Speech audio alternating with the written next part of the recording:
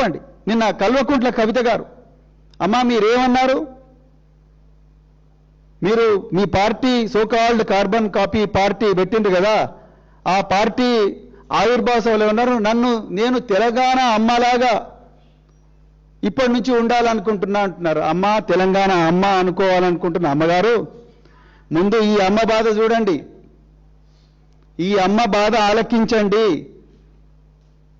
ఈ అమ్మ బాధ ఆలకించండి. ఆమె బిడ్డ కోసం కన్నీరు మున్నీరుగా విలపిస్తుంది. ఆమెను ఓదార్చే నాదుడే లేడు.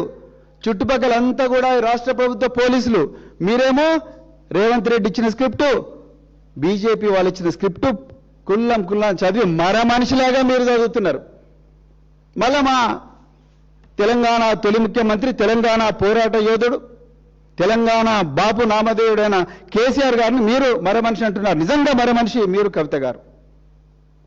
ఒక చిన్నారి బిడ్డ, అన్నం పుణ్యం ఎరగని బిడ్డ తల్లడిల్లిపోతా ఉంటే, తల్లికి ఏం చేయాలో తెలియకుండా ఉంటే, మీరు బయటికి వచ్చి బీఆర్ఎస్ వాళ్ళ అత్యుత్సాహంతోనే బీజేపీ వాళ్ళు ఇవన్నీ ట్రాలింగ్లు చేస్తున్నారండి. ఇక చూడరు, ఇవన్నీ ట్రాలింగ్లు చేస్తున్నట్టు బీజేపీ వాళ్ళు.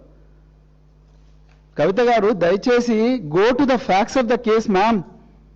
On 8th May, who gave the first complaint? Is it the mother of the victim or Bandi Sai Bhagirath? Who gave the complaint? It is Bandi Sai Bhagirath on the tip of by a senior police officer. ఆ సమయం వచ్చినప్పుడు ఆ senior police officer నేను చెప్తా, సమయం వచ్చినప్పుడు చెప్తా, ఇప్పుడు చెప్పాను నేను.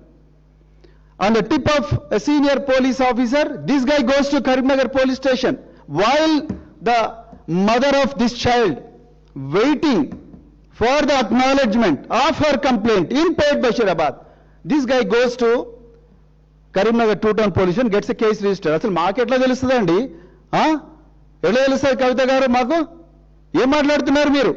మాకు ఎలా తెలుస్తుంది? బండి సాయి భగీరథ్ కరీంనగర్ టూ-టౌన్ పోలీస్ స్టేషన్కు పోయి, నేను ఈ అమ్మాయి అరుణాచలం పోయినాం, తిరుపతి పోయినాం, విజయవాడ కనకదుర్గమ్మ టెంపుల్ పోయినాం, మేము ఫ్యామిలీ ఫంక్షన్స్లో పోయినాం, అయినా కూడా ఈ అమ్మాయి నన్ను బ్లాక్మెయిల్ చేస్తా ఉన్నది, 3 నెలల తర్వాత ఈమె ప్రవర్తనలో మార్పు వచ్చింది అని చెప్పి, ఈమె చెప్పిన తర్వాత కదా, ఈ బండి సాయి భగీరథ్ కరీంనగర్ పోలీసుల కంప్లైంట్ ఇచ్చిన తర్వాత కదా ఈ బయటి ప్రపంచానికి తెలిసింది.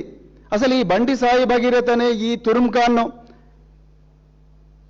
ఈ సచ్చీలుని బెదిరించిన ఈ మహిళ ఎవర్రా బాబు, ఈ కుటుంబం ఎవరు, వీళ్ళకెన్ని గుండెలున్నాయి అని చెప్పి తెలంగాణ సమాజం ముక్కున వేలేసుకొని అప్పుడు కొంచెం తవ్వుతా ఉంటే అప్పుడు పేట్ బషీరాబాద్ బయటకు వచ్చింది. ఒక్క మీడియా కూడా రాయలేదండి.